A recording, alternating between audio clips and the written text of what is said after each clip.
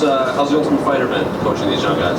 Oh man, the Ultimate Fighter has been so much different than I thought it was going to be. I thought I was going to show up, feet were going to land down here in the desert. I was going to put a couple random people through some workouts, do some fights, win, lose, or draw. I don't really care. I just want to be here and get in Connor's face and show him that I'm better than him in every sense of the word. Turns out I fell in love with these dudes. Their passion. Me even being a coach, like I don't think I will never be a coach after mixed martial arts is over. I don't think that's the career path that I'm going to take ever. But in this microcosm, it's been an absolute blast. I'm so much more emotionally and spiritually invested in these guys' success. I wanted to come here to beat Connor. Turns out I want my guys to win more than I want to beat Connor. So that's how much it's been. It's been a lot more work than I thought it was going to, and we aren't even done yet. So when did that flip switch in your minds where to go from you're here to get in Connor's face to I have a group of young kids that I have to get to get them to fulfill their dreams? Honestly, the crazy thing was, we got here, did some. I mean, I was here for like 2 days and did some photo shoots and did some little hoopla show opening stuff, and then all of a sudden, this group of people were in front of me and Dana and Connor, and then all of a sudden I had my team, and I had a team with my name on the back of the jersey, and what it meant to me to have my name on the back of all those athletes' jerseys and their future in my hands. I mean, as soon as I met them, and we went through our first workout, and then started hearing all their stories, their backgrounds, where they have been, their ups, their downs, their wins, their losses, their families.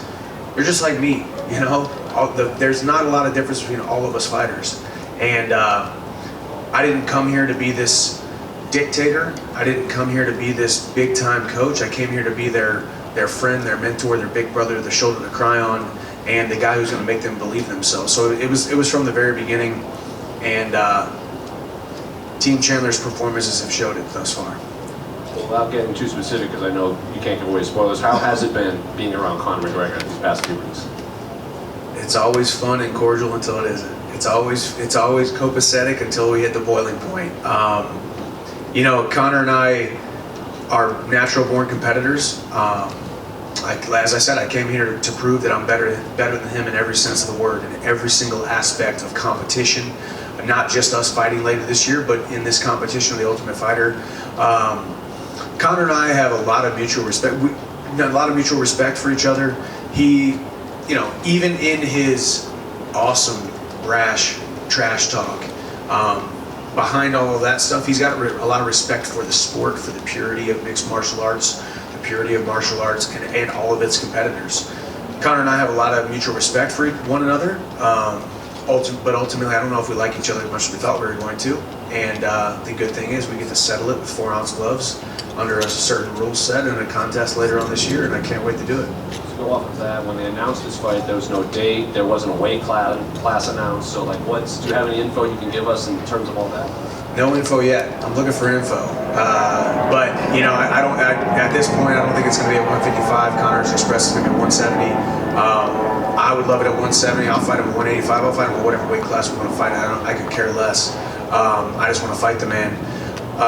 It would make a lot of sense from the airing of the show ending in August for us to fight sometime in September, October, sometime this fall. I haven't heard an actual date, but I'm planning to be ready by August, September, October, whenever. Final one for me, Conor said that obviously he thinks he'll slice through you, I think was his exact phrasing he told Oscar for the Mac Life. So what's your prediction of how this fight eventually plays out? No, it's great. That's exactly who we want. The biggest combat sports star and icon that we've ever seen, thinking he's going to come back and slice through somebody. That's exactly what we want. That gains intrigue. It builds the momentum. It builds the mystique of who he is and us putting butts in seats. That's exactly what we want. I can tell you this, it's definitely not going to happen. I can tell you this, I see it going a much different way. I think I've seen enough of Conor over the last couple of weeks to know that I am going to not just slice through him, but bludgeon him with both of these hands and do whatever I want, both standing or on the ground, and finish him by the second round. That's my Mystic Mike prediction, and I stand behind it. Mike, you said you came in to get in Connor's face, and you put a picture up on your Instagram the other day of the two of you seem to be in each other's faces. Has there been a few tense moments? There has been, yeah. I mean, it's always fun too. I mean, you got to remember too.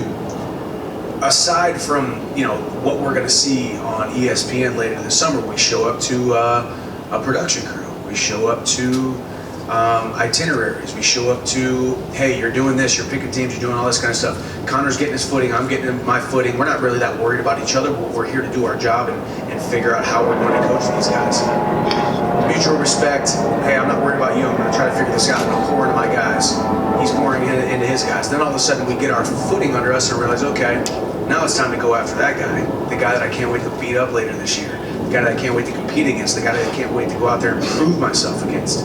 And I think, yes, what has happened thus far has been a lot of fun, and I can't wait for you all to see it later on this year on ESPN. My guys winning and losing fights, his guys winning and losing fights, us being emotionally invested in the wins and losses of our fighters, ultimately spilling over into our own emotional turmoil, for better or worse, and enjoying the process. So it's been a lot of fun, yes, a lot of tension. A lot was made of like, are you going to get the nice Connor, are you going to get the nasty Connor? From your perspective, which Connor have you received?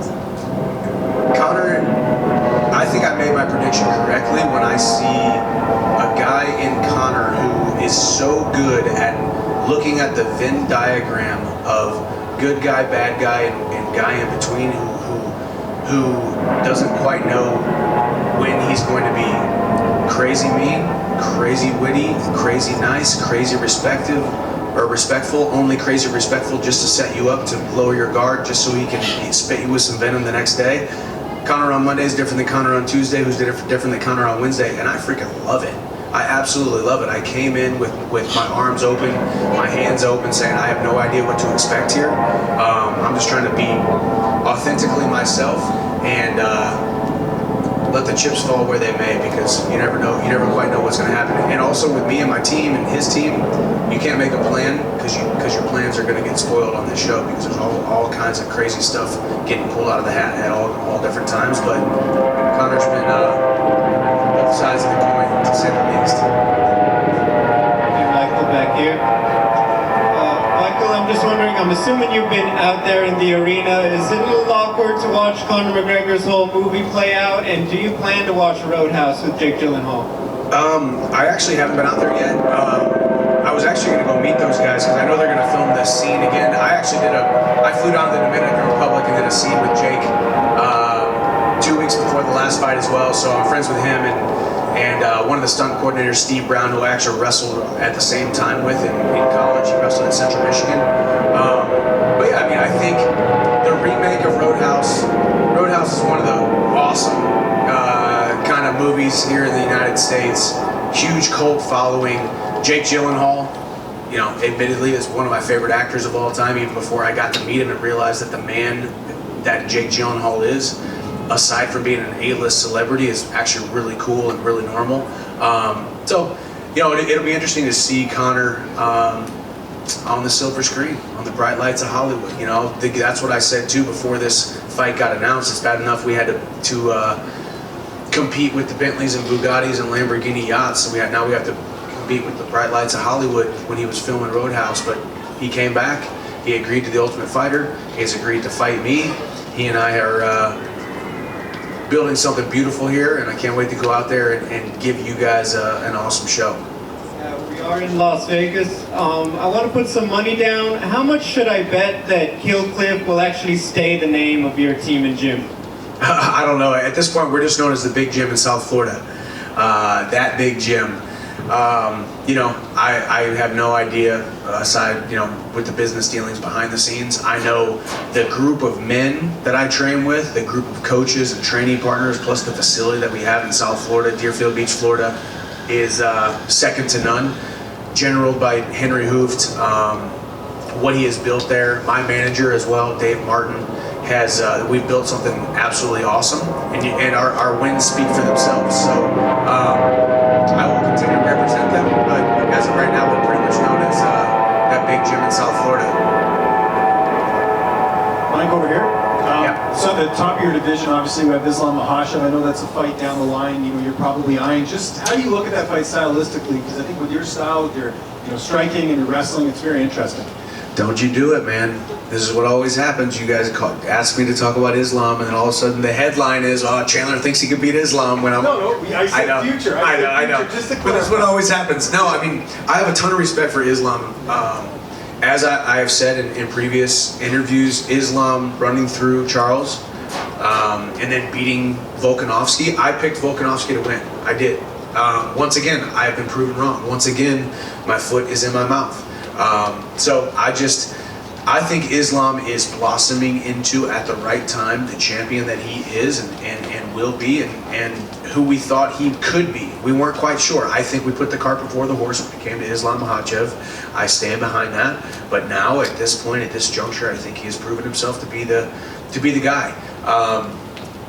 Ultimately, I think all of us think we can beat anybody on any given night. I think you put me in a octagon anywhere around the world against Islam, I think my chances are pretty darn good. But ultimately, he's proven himself thus far. He's our champion for a reason. I'm going to go out there, smash Connor, get my hand raised, and then maybe fight him later on. Should he be number one on the pound for pound list? Because obviously Volkanovski was in that spot.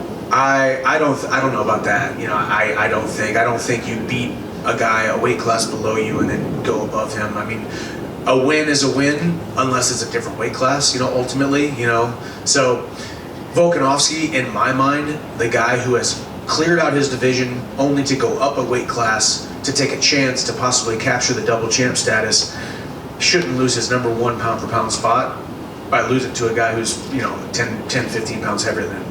Last one for me, speaking of weight classes, has it been confirmed that you and Connor are going to fight at lightweight or welterweight, and what's the possible date for that fight too? What are you kind of hearing? Can you give us some insight? He's talking about 185. We'll see. You know, he was talking about 185, and I called his bluff. I think he doesn't think I'm as heavy and as dense as I actually am. I'm sitting here at 191 pounds.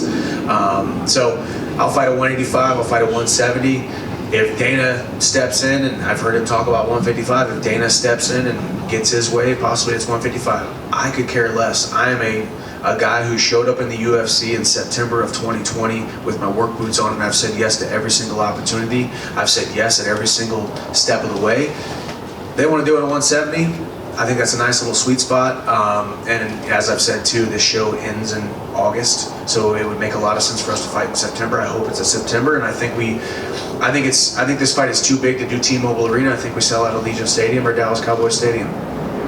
Wait, one more quick one. Eddie Alvarez gave an interview this week, and he said he tried to make that trilogy fight 3 times, and it's not on him. He says it's just you don't want to fight him. So can you clarify what Eddie means by that? Yeah, no, I will be candid and say yes. There was a moment where my Bellator contract was going to end. Tito Ortiz was fighting Chuck Liddell or something under Oscar De La Hoya's something. I don't even know if that fight ever happened. There was a moment there where we talked about, hey, we can go and take matters into our own hand. I can bounce out, you can bounce out. Let's fight each other, do a trilogy. That was the only time that there was any kind of contract talks happening. Obviously, as fate would have it, I re-signed with Bellator, fought off my contract, and now everything has worked out perfectly. So sometimes, you know, these fighters want to take their it was just a conversation, it wasn't my idea. You can try to act like you're the master of your own destiny, but it's only going to be to your own detriment in a lot of ways. But good thing for Eddie, I want to see him fight bare knuckle. My wife and I were talking about that. We've watched a couple bare knuckles. We kind of enjoy it, honestly. But I don't want to see Eddie Alvarez getting punched bare knuckle. But I don't think that trilogy will ever happen. My fault, his fault, don't matter. We'll see. Are you mine? Yes. As of right now, Conor McGregor's still not in the USADA pool. You want to fight in September or October, but how long are you willing to wait? Yeah, no, that's a good question, because I actually just asked my management today to start putting pressure and figure out. Right now we're at March 3rd or 4th. If we want to fight in September, he's got to hop in the pool. That's just the simple fact of the matter. So, you know, we will see. I could care less, man. I don't care what he weighs, what he's doing, how long he's in the USADA pool. It does not matter to me. It's another man with 2 arms and 2 legs, and I've been doing this for over a decade. So I'm excited to go out there and compete against him. But yeah, ultimately, rules is rules, and we got to figure out how to get around the red tape and get him in the pool and get him tested and all that kind of stuff. So we'll see. Michael? Yes. Bo Nickel makes his debut in about an hour, and as a credentialed college wrestler yourself, man, I just wanted your thoughts on Bo Nickel and how far he can go in this sport. Yeah, I'll give you two thoughts. I think Bo Nickel has an exponential opportunity and exponential growth and exponential potential in this sport. I think Bo can do awesome things. I think Bo will do awesome things. I think Bo has the people behind him, the people around him. He knows how to train. He's got the talent, and obviously at this point he hasn't been very shy on the microphone. Now that would be the second thing I would say. I think it's a little bit unbecoming to come into the UFC off the Contender Series and start talking about Khamzat Chimaev and fighting John Jones or whoever he's freaking fighting. You know, at some point you got to just play the game as well. You got to grow, but grow at the right rate. People see what Conor did getting on the microphone. People see what these other people have done. I think Bo's getting a little bit, a little bit too talky for the average fan's liking. If it were me and I were his manager, I'd say, hey, let's keep our nose to the grindstone. Let's knock them down when they put them in front of us. Let's talk about realistic matchups, but don't talk about Khamzat Chimaev, your first fight in the UFC, basically. Are you excited? But I do love his willingness to say those things because it gets us all talking. Here I am at a press conference talking about him, right? So it's a good thing. But ultimately, to the average fan, they're like, wait a second, dude, we don't even know who you are yet. Why are you talking about Khamzat? You know? Are you excited just to see the comeback of American wrestling with all the Dagestani wrestling just has taken over, but now American wrestling is coming back? Absolutely, man. Good old-fashioned, passionate American wrestling, man. I wouldn't be sitting up here today talking to y'all if I wasn't a wrestler here in the United States, the greatest country on the planet, and then wrestling at the University of Missouri. There's no doubt in my mind I wouldn't be here if I hadn't have done that. So there's a pathway for elite amateur collegiate wrestlers to come into the sport of mixed martial arts. There's now so many management groups who realize the potential of amateur wrestlers, college wrestlers, and we can come in here and we can keep on stacking up wins because that's what we do. I think it's the best base to have. Call it a martial art, call it combat sports, call it what you want, but it's the best base that you will ever have. So parents, get your kids in wrestling, and we're gonna have a lot more UFC champions. Like real quick, you mentioned Allegiant earlier. Is that something you've talked to the UFC about, or is that just something that's a pipe dream for you that you want to have? There's been not talks, but there's been mentions of it. I think when you talk about, you're never doing a stadium if it isn't Conor McGregor right now, as the landscape looks, right? And then you look at a guy who can come in and build the intrigue, put butts in seats, make people feel something. Name a guy who's got more momentum in the entire UFC than me. And now we're doing The Ultimate Fighter, 12 episodes over the entire summer to build the intrigue, to build the animosity, to build this rivalry. And it's genuine. You guys know me, I'm a pretty nice, even-keeled guy. I don't really like Conor McGregor that much, it turns out. So, got a ton of respect for him, but he and I don't think see eye to eye in a lot of ways. And that's a lot of competitive chirp. But ultimately, yeah, I passed Allegiant Stadium today and I told my wife, I said, hey, we should fight there. There's no reason we should be fighting in T-Mobile Arena because we have the ability and the capacity to do that. T-Mobile Arena, Dallas Cowboys Stadium, one of the biggest shows in mixed martial arts history. I think it happens. Conor McGregor versus Michael Chandler.